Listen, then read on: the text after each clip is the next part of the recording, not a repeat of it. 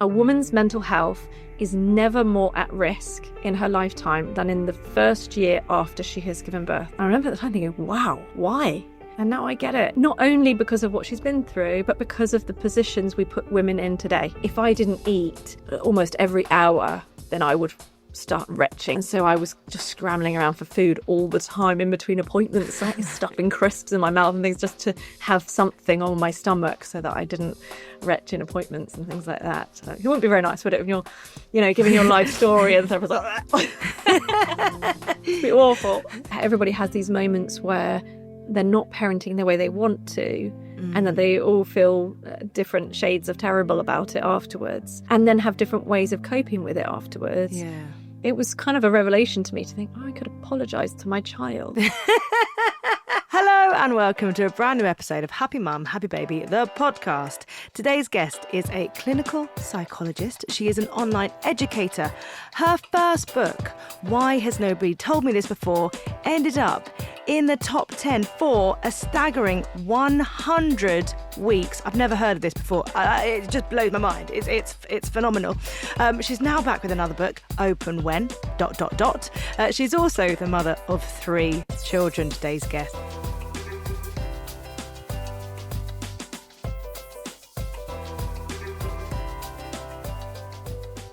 So happy she's here is Dr. Julie Smith. Hello. Hi, thanks so much for having me. 100 weeks in the top 10 is astounding. It's wild, isn't it? And then when Open When came out, they were in there together, which is nice. How does it feel to know that your work is so vital? We hear how important it is to go and talk about our problems, or to sort of definitely dive deeper into why we're feeling a certain way and to seek help. But actually that help isn't readily available, and you've made it so that it is accessible to people, so it's not something that just people that get to the top of the list get to have help with, or people that can afford help get help with. You have made it so that it is there for everyone, whether that's through a book or through the videos that you share. And I think that's it, is that a lot of people would come along to therapy, but they didn't need long-term in-depth therapy. Yeah. Once they had the educational parts of it, they were raring to go. And that's where the title of the first book came from, because people were saying variations of, why on earth has nobody told me this before? This isn't rocket science, but when I take it seriously and I put it into my day-to-day life, it's making a really big difference. And so, I don't think we have to be all or nothing. We can go and educate ourselves a bit if we don't have access to, therapy or maybe that's not for us. There are still things you can do to realise that you don't have to be at the mercy of it all. Yeah. There are things we can do to kind of make the moment a bit better. Oh, and the great thing about the latest book is that whole idea of when certain moments happen. It's not a book that you have to literally open and you start from the beginning and work your way through. Actually, there's certain chapters that will speak to you at different moments. Yeah, I mean, who has time to read a book cover to cover these days, right? And so I was really keen with both of them. Actually, I wanted it to be the sort of book that you could leave on the side and dip into and back out. So if you had a question in mind about what would a therapist say about this or that you could go straight in there, find what you needed and get back out again. Because especially when you're struggling, you haven't got the headspace to go, let's start at the beginning and work through. And, so you just want a little bit of a pep talk or a bit of advice. You don't make things seem overly complicated or medical. The video that's on the top of your page at the moment with the fish and the toxic water, it's such a nice visual that you use that makes everything, again, that accessible word. Yeah, and if you can say it in 10 words, say it in 10 words. But actually, now that I've been doing short form content for a few years, I feel like I can't talk for more than 60 seconds now. I'm like, okay, I'm done now. It's just wired into you. Yeah. But hopefully you'll talk for more than 60 seconds on this. It's fine. I'll try. So how does it feel having another book baby out in the world? Different this time, actually, because the first one was such a sort of phenomenon by itself. This one felt a bit different. I think when it went to number 1, I felt more relief than excitement, because you set yourself up with your own, expectations and but also I kind of caught myself on that, because I sort of felt that relief rather than excitement. And then I was talking to someone just, watching my kids play football, and I said about the Sunday Times, and I said, what's the Sunday Times list then? And then that really kind of took me back to reality of like, most people don't even know what this is, let alone care. So, catch yourself on your own expectations. That's Julie. such a massive life lesson as well, isn't it? So often things that go on in our lives that we feel like, oh, everyone's going to know this, or no one cares. You know what I mean? They just, the things that bother us simply don't bother other people the majority of the time. Yeah. And actually that's, there's a bit in the book where I say something like, no one's as concerned with your imperfections as you are. And it kind of, I have to use some of my own advice sometimes. We, have these human moments and you have to kind of just check yourself a little bit. And yeah. I love that. We'll come back to the book again a little bit later. But I now want to talk about you and where you grew up and what your childhood was like and how you got into doing, what drew you to psychology, I guess, as well. Yeah. So I'm one of 3 sisters. Where are you in the lineup? I'm the middle child. Same. The quiet one who... I was very shy as a kid and read a lot. I'm recording this here from the Penguin office, and even to be here as such a book nerd is like, oh my gosh, I'm here. Lived in a small town. With mum and dad raised us. Neither of my mum and dad had particularly privileged backgrounds, so life was simple, but that showed me, I think, what matters most. I followed my interests. When it came to psychology, I didn't have any of these like big epiphany moments where I wanted to kind of save the world and all that. I was just fascinated by people, and so when I had the chance to study something that kind of could teach you a little bit about what makes people tick and do what they do, well, that sounds interesting. And then I really enjoyed it. And so when I didn't then know what to do at university, but everyone seemed to be going there, but well, let's just do this thing that I really find fascinating. And so just kept on, any chance I had to keep studying it, I did. And 6 years of uni later, I found myself as a psychologist. So, just a nerd, a psychology nerd. Have you found yourself though throughout that kind of understanding more about yourself throughout all of your learnings? Yeah, and I think that's why I do that, or Yeah, and even actually, my tendency to read fiction, I think, was about that to a degree. You sort of being a shy kid and not necessarily knowing how to, be in interactions, and that's what you get from fiction, isn't it? And all the stuff I used to read as a kid really was, I never read, like science fiction or fantasy stuff. It was all stuff about, human lives, and that's exactly the same as what I was like as a kid, and I ended up writing fiction, and I do think it is that, and I think it's all that thing of, it's about relationships and those connections. I was reading people like Jane Green, Adele Parks, Dorothy Coomson, people that were talking about what I consider to be the real life stuff. Yes. Yeah. And it's exploring real life stuff in a safe environment, isn't it? Where you can experience things going really wrong and see how people react and how they get through it, and without anything really actually going wrong. Because it's fiction. So, And when you were younger, did you ever think ahead to your future and think about motherhood? Did you think, I definitely want to be a mum? It's going to be a big part of my life, or did it just sort of happen as you got older? No, probably the opposite, really. I remember when I got together with Matt, my husband, at 21, we were driving along, and I remember saying, I don't know if I even really want children. And the car kind of screeched to a halt where he went, what?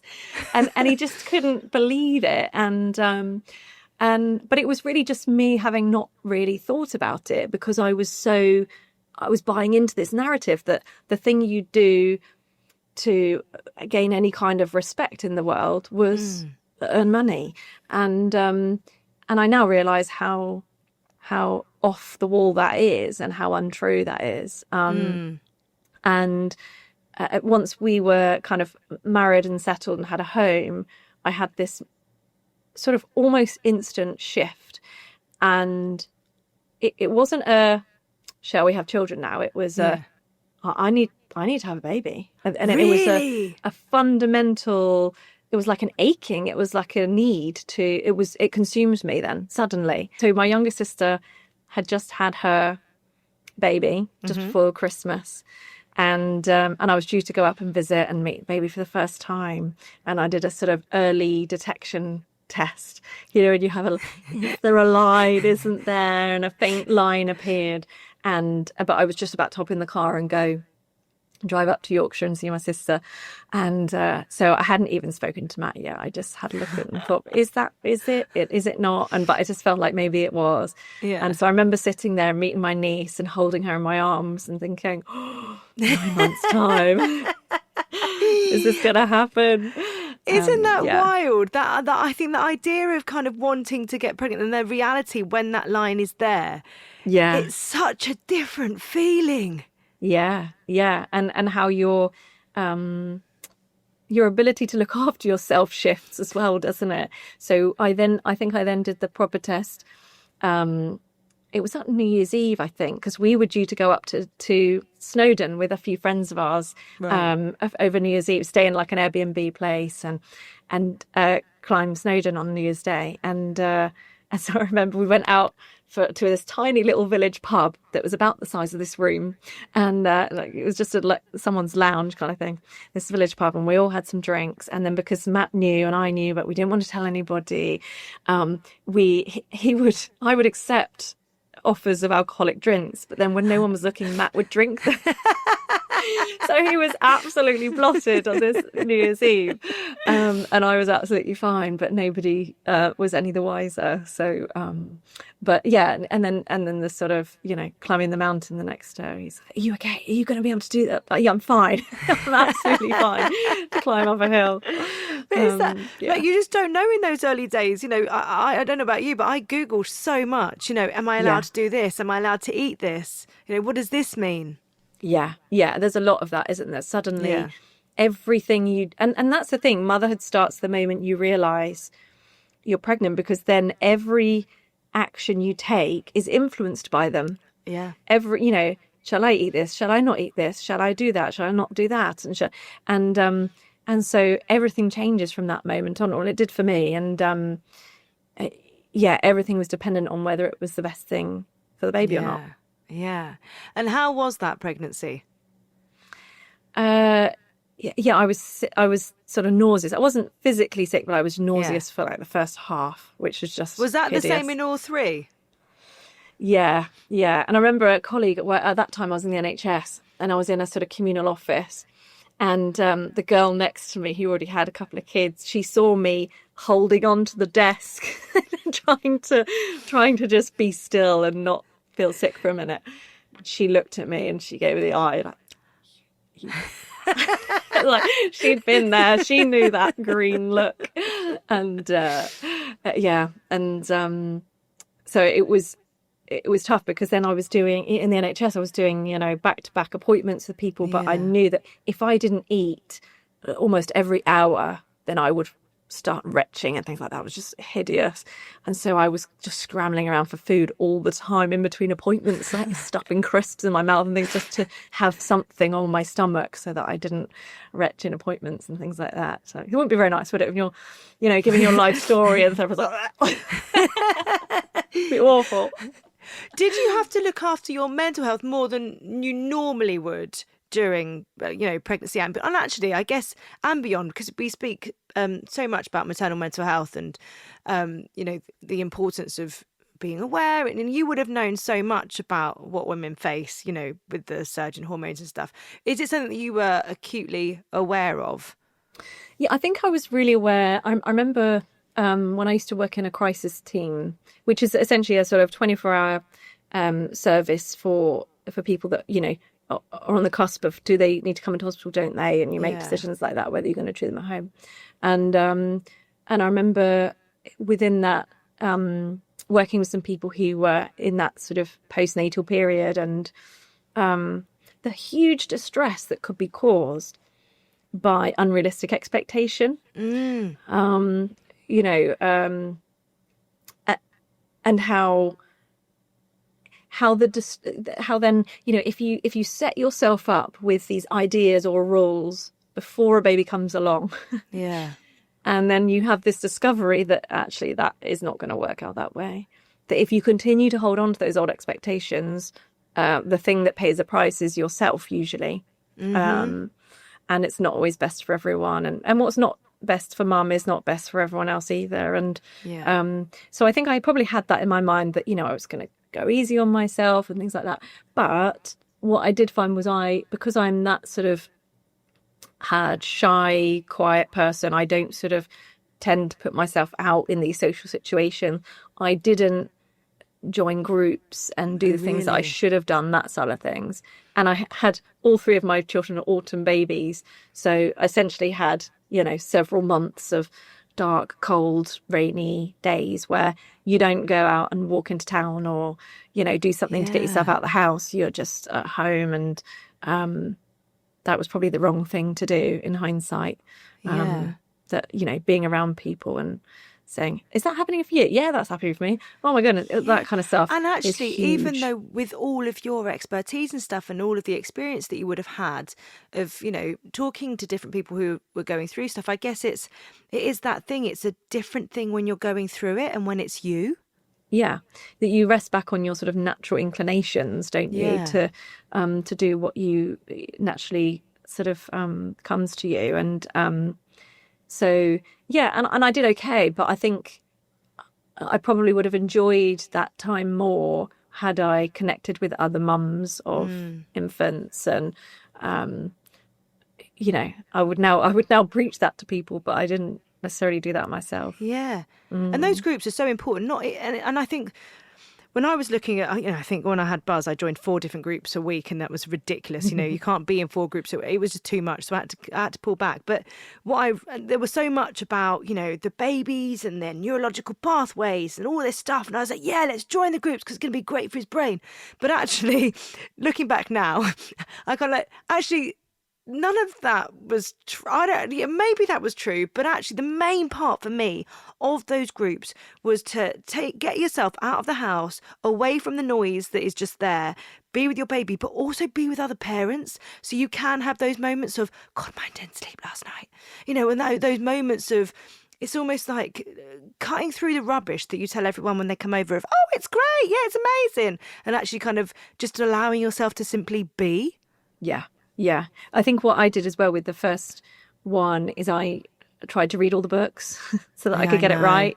And that caused so much more distress for both me and the baby than ever needed to. And by the time I had my third baby, I almost wanted to rebel against all of that. No one tell me what to do. Yes, my baby will sleep on me every nap. That's what I was like with my third. Yeah, I thought that, you know, all this stuff just goes against nature, a lot of it. And you know, I knew what I was doing, and if it worked for us and made our lives easier or better, or, you know, made him less distressed, then I was gonna, you know, do what worked for us, and that made the whole process so much more enjoyable. I wasn't anxious about what I was getting wrong and whether I was any good at it, because, you know, I wasn't holding some sort of scoreboard up for myself. I wonder what, you know, if we were to revisit our you know, new mum selves with our firsts, what things we would do differently, or what we would actually, you know, the things that I used to stress about, the whole, you know, must put a baby down to sleep because otherwise, you know, the whole rod for your own back stuff that we all get told by books or by, you know, well-meaning strangers who are just sticking their oar in. You know, I wonder what those things would be, and, you know, just being able to just enjoy it all a lot more. Yeah. And to trust your own feelings. So, you know, if it doesn't feel right to, you know, leave your baby crying, to, you know, apparently teach them how to sleep, or if it doesn't feel right to leave your baby and go somewhere, then you can listen to those feelings. I think a lot of the advice teaches us to look outward for what's right and okay, and teaches us to not trust our own judgment and our own feelings as a mum. And actually a lot of those natural feelings that you have are, you know, as old as human beings, and they've done a pretty good job of helping infants survive so far. So it's okay to trust those. And if you want to hold your baby for 3 months, hold your baby for 3 months. They won't lose out for it. You know? If anything, it makes me feel really sad looking back at that, you know, the first time round, and kind of going, I should have just held him. Because you get told the whole thing, it goes so fast, you know, you'll look back. And, you know, I think that's a really difficult thing to hear as a new mum when it is all up in the air and everything feels so chaotic and everything is so new and you feel like you're failing at everything. To have people saying to you, enjoy it. It goes so fast. Feels like I am literally in survival. Like I can't enjoy this. Yeah. I remember thinking actually with my first baby at some point, I don't know if I can take this level of anxiety forever. You know, this constant worry about, are you getting it right? And are doing the right things? And it felt, again, it's the expectations. It's this idea that there's some set of rules that says this is right and this is wrong, or this makes you good at parenting, this makes you bad at parenting. And you can just get yourself into turmoil with it. But yeah, by the time I think it was probably difficult with my second, because there's only 2 years between the first two. So then I had a toddler who was potty training and a newborn baby, and we were moving house, and that was again survival mode, but for a probably slightly different reason. I was probably more relaxed with my second baby, but had more on my plate because I had a toddler at the same time. Whereas then there's another 4 years before I had my third. So with him, I was just like, oh, come here, let's just, cut off for 3 months. I have loads of happy memories of like looking back at the third and doing that. Yeah. And even now, I mean, he's 6, but if you wake up in the night and you want to get in mummy's bed, you do that, because it won't be very long and you won't want to do that anymore. And it won't be much longer, and then you probably would have left the house altogether and you'll be cuddling someone else in bed. So come on, I always used to say, I don't know any 18-year-olds that get into bed with their mum. Not any boys anyway. So, I'm sure they'll grow out of it at some point. Yeah, and you learn to cherish those moments, because it's not going to last forever. Absolutely. Yeah. How did you feel heading towards the births? Was birth something that you'd thought a lot about beforehand? Yeah, I probably thought about it a lot with the first one. And you know what? I remember it wasn't an easy. It was long and difficult. And then I remember I was awake in the night, just staring at my baby, and totally in love. But then also I remember feeling quite upset that I was sort of like almost a bit angry. Why did no one tell me that could happen? Why did no one say that? I felt like maybe in that first pregnancy, everybody was, you'll be fine, you'll be fine, you'll be okay, really? It'll be worth it, and maybe wasn't. Did you have ideas of what that birth would look like? Not really.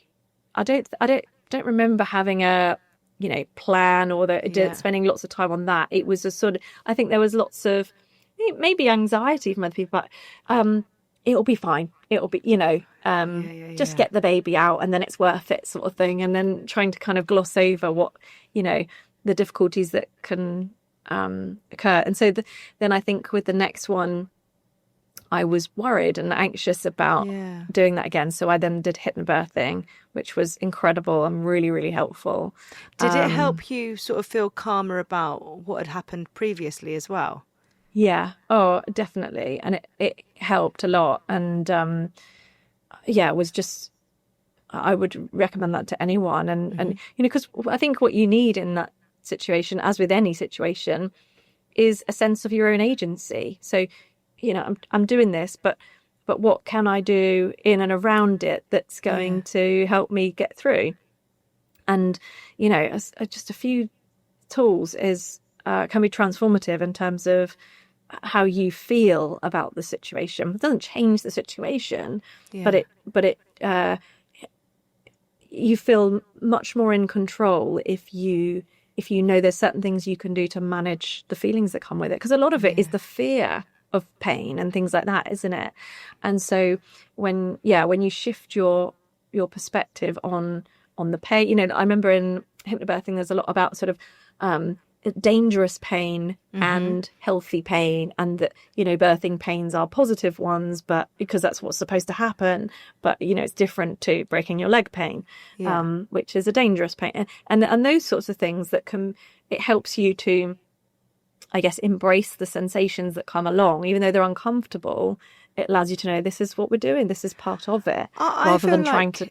Hypnobirthing just makes everything make sense in a really simple way. That whole idea of, well, I know for some people they change terminology, so instead of pain they might say surges, or instead of contractions, waves. For me, that was never a massive thing. I felt like words didn't affect me like that. But the breathing, the looking at what your body's doing, looking at the the fear causing a rush of adrenaline, and how adrenaline pushes all of your blood and therefore oxygen into your arms and legs so you can run away, whereas you don't want to run away. You want all that blood and that oxygen to be, you know, in your uterus and, you know, around, you know, where your baby is, so that it can help do the job of helping your baby come out. Looking at breath and how that can literally not only just calm you but aid in that as well. Like it is that feeling of control and that feeling of and it's control and power. It's empowering, you know. And I know that in birth, we all have to keep an open mind, and we don't necessarily, you never know what's going to happen. But there is something brilliant knowing, actually, I don't have to fear this. I can feel empowered by what my body can do. And it's that even when fear comes along, that you get to choose how you approach that and how you move forward through that fear. And you know, whether it's activating and you know what your choices are and you can move forward, or whether you don't want to do it anymore, or, you know, so it's even when the different emotions pop up along the way, that you know you have a choice about how you take on those feelings and what you do with them. And it's that, you know, we were saying before about, you know, expectations and things, and our approaches, even with hypnobirthing, it's about taking the bits that speak to you. But any aspect of parenthood, it's about what works for you. So not feeling like you have to be a purist in anything, or feeling like if it doesn't go a certain way that you've failed. It's kind of going, actually, I like this element. Let's adopt this and see what happens. Yeah, and I think you can do that with anything, can't you? Where, you know, educate yourself, but then use the bits and the tools that resonate for you and that, you know, you'll use. And it's okay to kind of cherry pick a bit and use what you know you'll use and will be helpful for you. I mean, how does it make you feel looking back to the first time round and just knowing that actually, I guess it's, why has no one told me this before? It's that whole thing of almost being kept in the dark about what's about to happen. Yeah, and I think that, well, that's why, you know, podcasts like yours are so good, because I think they're conversations that women never used to be able to have. And because we were told that it's something you just be quiet about it and don't, you know, don't scare them, and, you know, and actually it's okay to be a bit scared, because then, you know, you can then use tools to deal with the fear. And so I think it's definitely moving in the right direction. And, you know, thanks to people like yourself who are doing that kind of work and allowing people to have those conversations, even when women are, like they often are in our modern society, quite isolated. You know, if you don't have people to talk to at that point, you can listen in on conversations like these and go, oh God, yeah, other people have felt like that as well. So again, I think that's what got me, was my tendency to kind of, you know, withdraw and be on my own. I now see it just wasn't a good thing. And yet modern society puts women in a very lonely... I always remember from my training, we did a sort of a postnatal sort of module or whatever, and this guy came along, this professor, and he was doing his lecture, and I don't remember one line from that lecture when he said, a woman's mental health is never more at risk in her lifetime than in the first year after she has given birth. And I remember at the time thinking, wow, why? And now I get it, you know, that not only because of what she's been through, but because of the positions we put women in today. after they've given birth, that they're, you know, in a house on their own for the majority of the time. They're not with each other. They're not really given the recognition and respect that is absolutely deserved when they're going through that. And so the world is just not set up to place value on it and recognition in that way. Well, sadly, the reason why I think I feel so compelled to do this podcast and to keep going is that statistic that the leading cause of death in new mums within the first year is suicide. You know, you can't hear that and not be compelled to keep having these conversations and letting people know that, you know, whatever you're feeling like right now, you're not on your own, and this isn't going to be forever. And so I think it's vital that we continue talking. But hearing that and then experiencing that are two different things. So when you did that click into place more, like the reality of that, when you actually then became a mum and found yourself within that first year? You know, it's one thing understanding, but it's another thing kind of going, oh no, now I can understand why a woman might feel that way. Yeah, I think so. Especially when you go through those sort of periods where, I don't know, if I remember, it must have been quite early postnatally. We were going to have some family friends that were going to come down and come meet the baby, and you want things to be kind of set and okay. And it was just one of those days where the baby just wouldn't stop crying, and she wasn't happy for some reason. And I remember my mum coming round. I think I'd called her to say, "Can you come and help me?" And I think when she got there, I remember sort of getting upset and saying, "I just don't think I'm any good at this." And now I look back and I think, "Oh God," you know. But those are the sort of feelings that you have, aren't they? When it makes me want to cry, hear you saying that, because I know that I felt that absolutely, and I know that I can imagine that nearly every single woman listening to this would have had that moment at some point. Yeah. Oh yeah, and they are dark moments often because you're doing it alone, aren't they? Because you're at home on your own, reading these stupid books that tell you there's, you know, that if you're getting it right, your baby will be happy all the time. And and I remember here, I can't remember where I heard it said, now some interview where someone said that, you know, that babies of, you know, tribal women and things in Africa that are carried all the time never cry because they're being carried. And I thought, what a load of rubbish. A baby being, you know, I carried my baby all the time around town and they would still give me grief, you know, and it's just, but you don't realise it's rubbish until you're talking to other mums who are actually experiencing it. Yeah. There's just, you know, the conversations is the education, but the education has to come from other people who are actually living it, I think. Yeah, absolutely. And how was so the three, was it 6 years between the top and the bottom? Yeah. So how was that then, having three suddenly? Did that feel different? Yeah, well, I guess so. Sienna was in school then, so I remember being scared about the school run. Like, you know, when Matt was going to go back to work, I remember that fear of, how am I supposed to get all three of these out the house and get her to school on time? Like, what? Don't leave me. There was a bit of that. And again, you have to shift your expectations, you know. Bath time was my thing. I was like, how am I going to do that?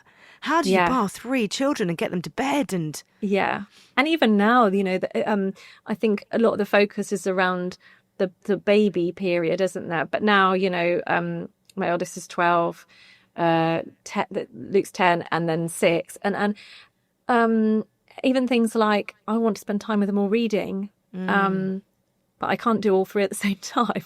Yeah. And so something has to give sometimes. And I think the shift of expectation is continuous. It has to be. Yeah. This idea that, you know, you're going to adjust, you know, that sort of baby period is finite, and then life goes back to normal, or life is easy after that, and there's just different challenges along the way, and so it continues because people look to you for answers and, you know, and support and stuff.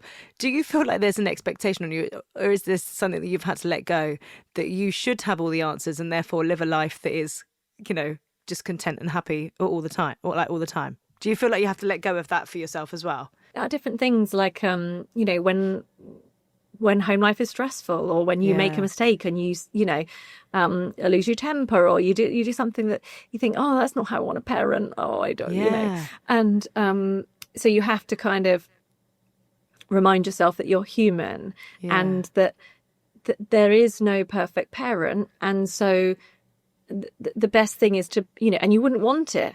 You wouldn't want to do that. It's fantastic if children see you do something that you consider a mistake and then work hard to repair it. Yeah. Because they're going to make mistakes too, and they need to know how to repair them and to learn from them and make them better and try harder and different things like that. Yeah. So I think that's a big thing for me, is realizing that your children don't need you to be anything other than human. You shared an amazing quote from Jill Churchill, I think it's in Open When, and you said, "There's no way to be a perfect mother and a million ways to be a good one." I love that. I love that so much. Yeah. And that's why it's so good talking to so many different people who are going through it, because everyone will have slightly different ways of doing stuff. Yeah. But they all get through. So there's not only one way of doing it that enables kids to thrive. And because it's not only dependent on you, it's also dependent on the child, right? And those individual differences, and that would affect the choices you make about how you do stuff. So I think it's good to always try and improve, but only from a place of like curiosity about what could be better, rather than a place of shame or lack of worthiness or anything like that. Which a lot of us, once the bedtime's gone wrong and you find yourself just sat there kind of berating yourself and kind of going, oh, if only I'd done things differently. It's almost like we give ourselves an appraisal at the end of the day and it's all negative. Yeah, and as soon as you start to attack yourself for getting it wrong, you then feel shame. And once you're in shame, you're never going to bring your best parenting to your child. That's when, you snap or you shout or you because you're in such turmoil yourself that patience has gone out the window. Yeah. And so, it makes sense to work on the stuff where you're looking after yourself. Yeah. Because that enables you to, everyone in your family benefits from you looking after yourself so that you can bring your best. But if you're not looking after yourself and you can't bring your best, then absolutely. And actually, that the whole snapping thing and the anger thing, we talked to Dr. Caroline Boyd about this, which for the episode that's gone out this week, which will be last week if you're listening to this, which is it's amazing that we're able to talk about things like anger and motherhood now, and maternal rage and things like that, not because it takes the shame away if we're able to just talk about it, because I think that perpetuates it even more if we're trying to just bottle it up and then feeling that that anxiety and that shame that it even is there. And when you realize everybody does it, and everybody has these moments where they're not parenting the way they want to, and that they all feel different shades of terrible about it afterwards, and then have different ways of coping with it afterwards, that you're just so much more informed about what your options are. And it was kind of a revelation to me to think, I could apologize to my child. In the early days, I'm thinking, what? Because the generation before us just weren't taught to do that. No. But then you realize what it teaches them when you're, because they won't do what you tell them, they'll do what you do. And so if instead of talking and repairing, you're brushing stuff under the carpet and pretending it never happened, then that's what they'll do too. So obviously life throws us big curveballs sometimes, and last year you were diagnosed with breast cancer. That's quite a massive curveball. And one thing that I think as a busy woman and as a mother, one thing that really spoke to me when I was reading about this was the fact that you did the typical thing of not finding the time to go to the doctor. That typical thing that we all do of, it'll be nothing and it will, but you did eventually go to the doctor. Yeah, so I sort of gave myself a bit of a talking to in the end, because I was about 6 weeks away from handing in the manuscript to Open When. And so I had loads going on, deadlines, under pressure, also, being mum to all three children. And so when I sort of discovered the lump, I kind of thought, should I just wait until I've handed the book in and then I'll try, do I even have the headspace to think about, it's a stressful thing. I knew what it was like because I'd had lumps and bumps before that had been biopsied and stuff, and they'd all been fine. So in a sense, I kind of thought it's a lot to deal with, but also it's probably just going to be nothing and that's going to waste my time. So I could just, and then a couple of days in, I thought, wait, why are you being so silly? That's just the worst thing, sort of gave myself a bit of a talking to, and then made an appointment. And it turns out the time was my biggest weapon. So I got diagnosed about a week before handing the book in, and it shifted everything, and suddenly priorities shift, right? Suddenly absolutely. The work projects and things are not the most important thing in the world, or making sure everyone gets to their sporting club after school or whatever. It's not the priority suddenly. But isn't it interesting how sometimes we need an emergency to remind ourselves that all the time. I think when it becomes about sadly, it takes things like death or anything that could take you towards that way to make you stop and really go, what is important in life. And it's awful that it takes that to get there. But it is a big perspective shifter, isn't it? And certainly was for me. And thankfully we found it super, super early, so everything was fine. Had surgery and came out the other side, no problem. And so that's super, super grateful for that. When it comes to the kids, though, you did tell them about what was going on. How did you come to that decision? Do you know what? I thought they're going to find out at some point in their life. Yeah. And I never want them to not trust me. I wanted them to know that the truth was something we could all handle. And I was super lucky, I was super lucky that I knew that we'd caught it early and that I was going to be okay and that kind of thing. So I didn't want to tell them until I knew all of that stuff. So there was a period of time where there was lots of uncertainty. I had lots of, because you find out and then they do other tests on other areas and they, so there's this period where you don't really know what the plan is and you don't know how bad it could be and So you're waiting for these other tests. That was the kind of probably the worst point where you feel like, when you first find out you're pregnant and you feel terrible, but you can't tell anyone and you're holding it all in. And so, that was a tough time for Matt and I. But we knew that if I was going to do it, and Sienna is so emotionally aware, and she absolutely, I would never have been able to hide that from her. She would have picked up on it for sure. And but we wanted to be able to tell them in a very controlled and safe way where we already knew what the plan was and we could reassure them that it was all going to be all right.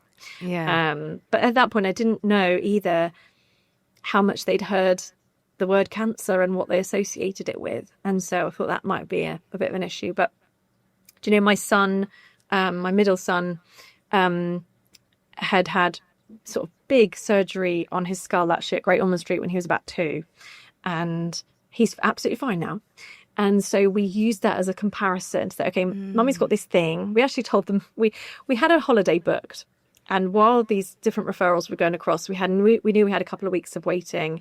The holiday was already booked. So the surgeon said, go on your holiday, distract yourself, and then we'll see you when you get back.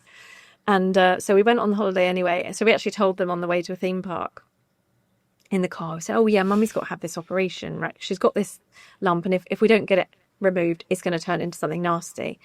And but Luke had that operation and it's not as bad as what Luke had, so it'll be fine. And it was so at that moment, first of all there was like a what, and then when we compared it to something, but he sat there absolutely fine, like, oh okay, so she's going to be fine, pass the Lego, let's move on. And so that was just perfect and lovely, because later on, Sienna she's the eldest, so she would have a couple more questions. So what does this mean? Which was nice. So she could do that in her own time privately with me. And so So yeah, it was okay. And I think, but we were just super aware of, that's where parenting, I think, makes you the better version of yourself, because all the way along, I wanted to deal with it in a way that looked after them and gave them a good demonstration of how you can cope with uncertain stuff. And so that made me, I think, deal with it in a way that wasn't always easy, but would make me feel proud of it afterwards, you know? And again, doing what you do, knowing what an impact that moments like that do have on people. I would think it would be impossible for you to go into, talking to your kids about that, not thinking about, how to do it in the best way to minimize the impact, essentially. Yeah.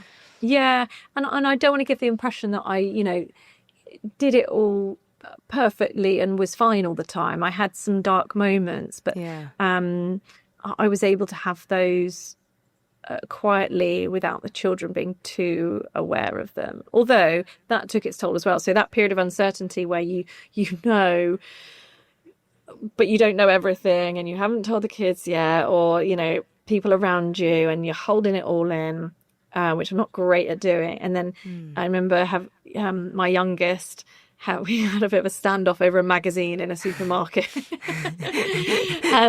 Been there. These challenging times where I thought, we have to say no sometimes. And then once I'd said no a few times, I thought, I've really got to follow this through now. He was tired. He was just starting to really kick off in the supermarket. And it's a small town. I knew people knew me, and I had to sort of carry him out. And then I got back in the car and I just whoosh, and I think all the kids thought, oh, we've broken her, because I went to pieces in the car. And I think that's because I was holding all this other stuff in. My stress was at capacity. And so, a sort of a tantruming, not quite toddler, but 4-year-old at the time, is enough. Even when you're not stressed, that's a lot. So I realised it just sort of took me over the edge, and and that's probably the time that the kids saw me just burst into tears in a bit of an extreme way. Are you all right, Mum? You don't usually do this. Just buy the magazine, Mum. It's only £3. Come on. It's like, I'm never taking you to the supermarket again.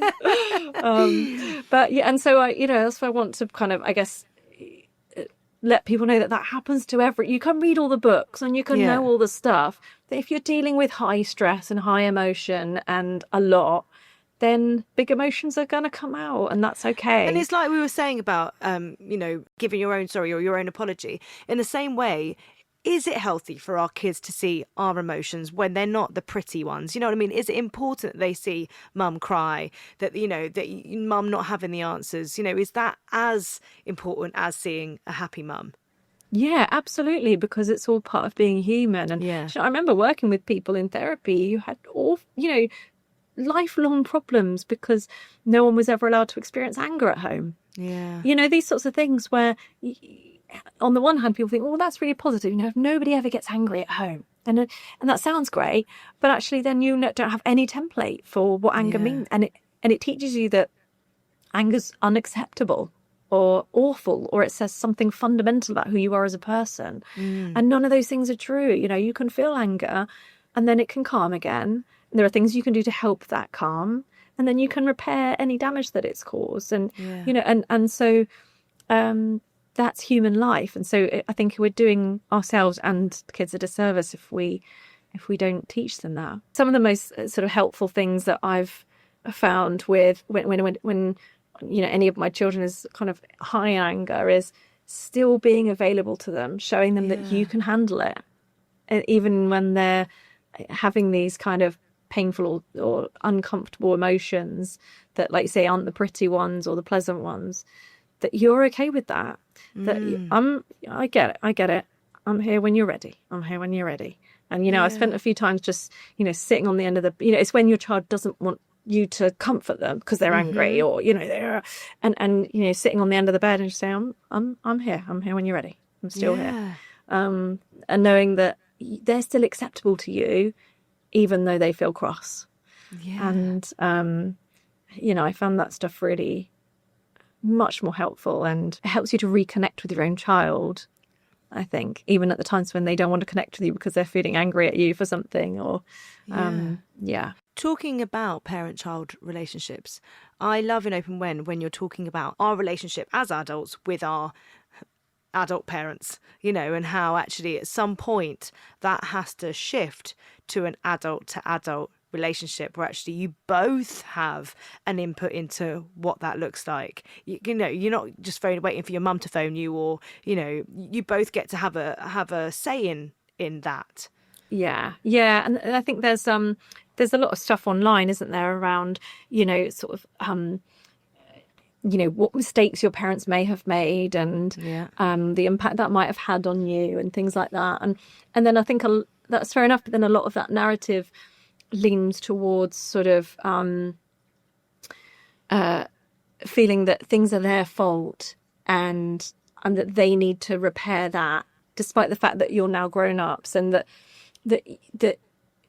what you now, I think we have that tendency, don't we, when we spend time with our parents as adults, to step back into the child role. Yep.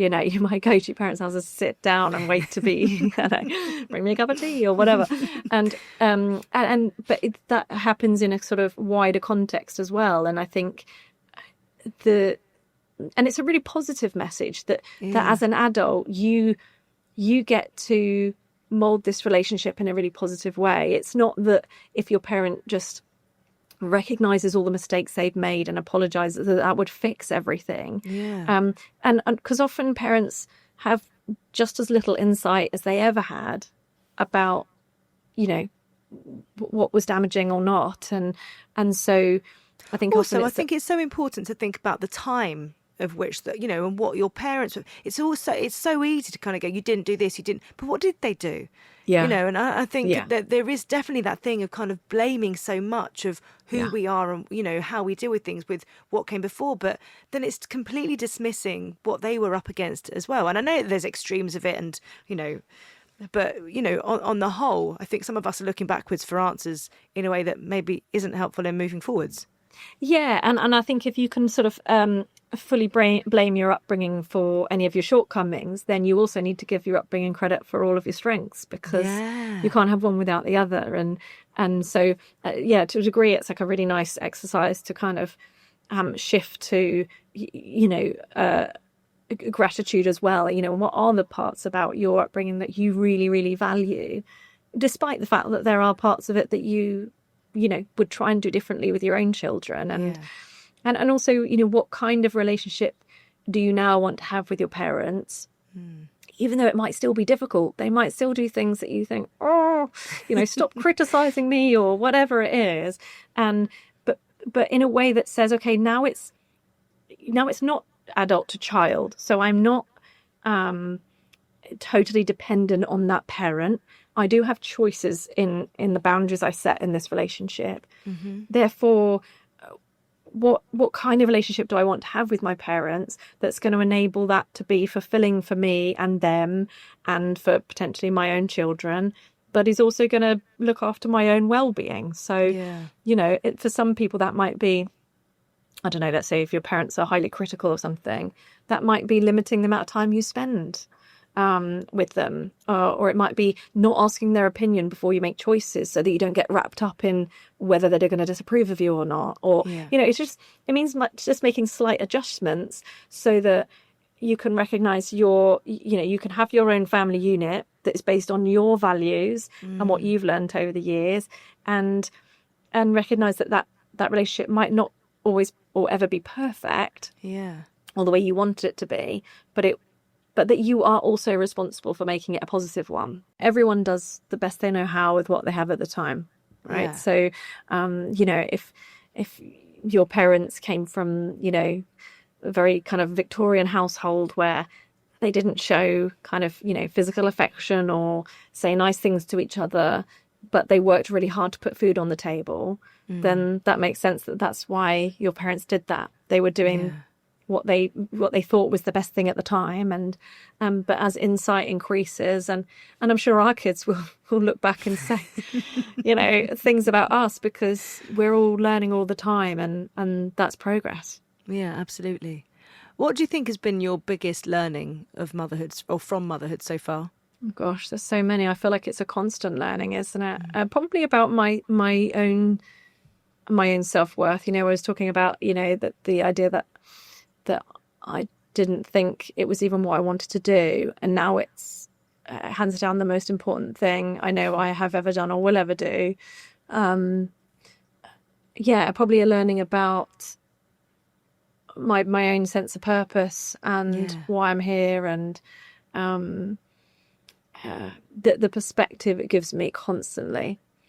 When I talk about the diagnosis thing last year, that was my first thought. And it's the one that gets me every time. Because it's all about, that is the purpose, which enables you to then be stronger for through all sorts of things that you never thought you could cope with, because the purpose is so powerful and so strong.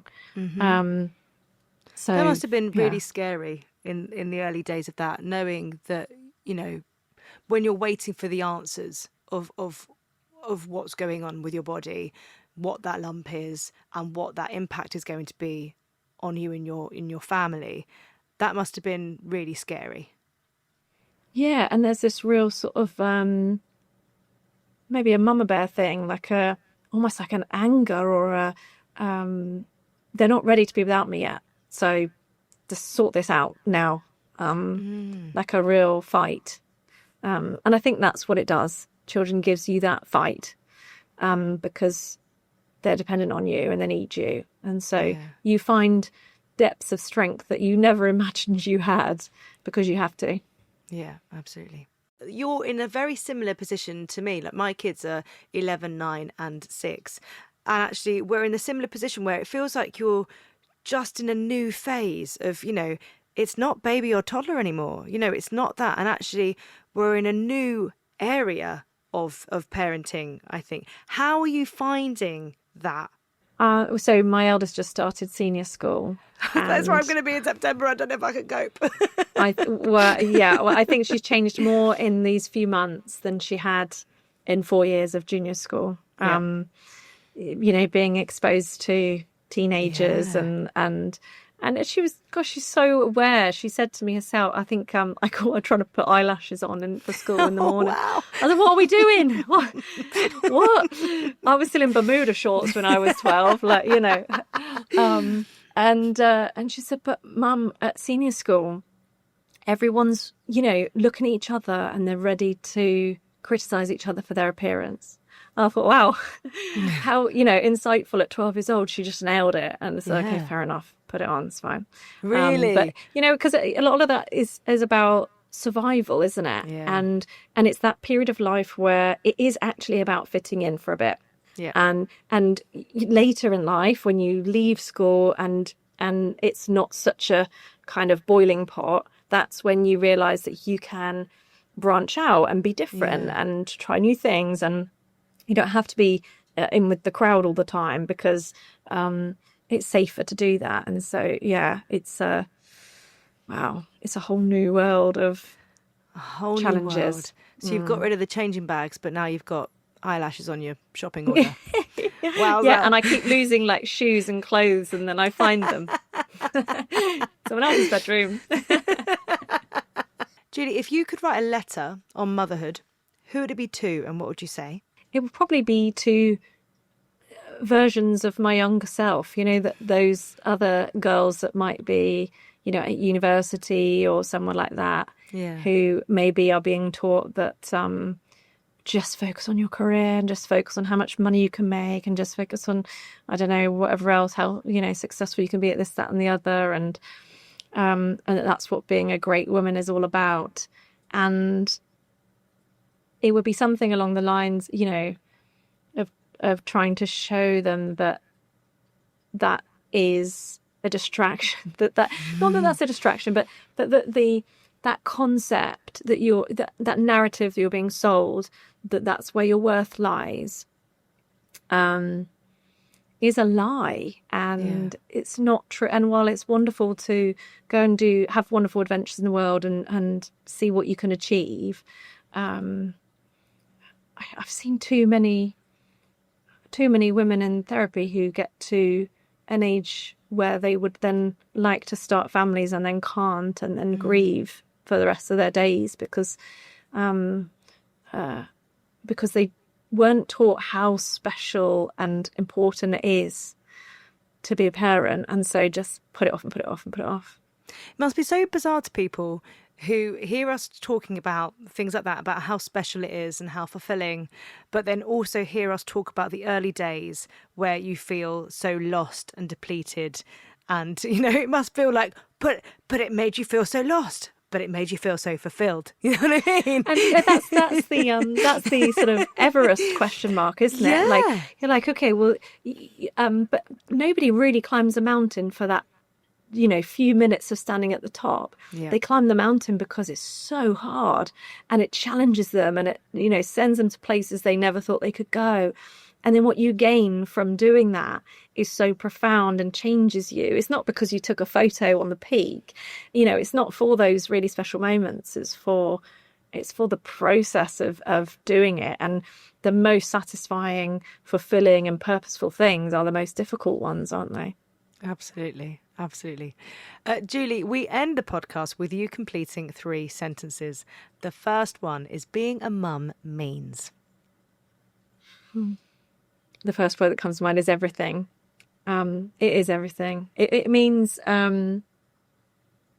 discovering parts of yourself you never knew could exist, and finding a purpose you didn't know could mean so much to you, I think. Yeah. Since having children, since having children, I have become a better version of myself through all the challenges that it's presented me with. And I'm happy when I'm with my little family in my home. Do you know, it was my birthday last week, and my son said, should we go out? Should we do something? No. We got food in, and we all sat in my bed together and watched movies together and giggled and had fun and messed about. And that was just perfect. You know, and it's so important to take those moments, right? Because I feel like life's constantly moving. And actually just to take time to just stop and be together. Yeah. And with all the, you know, the way that my life has changed and all the different things that we could be doing and things, that is the most important.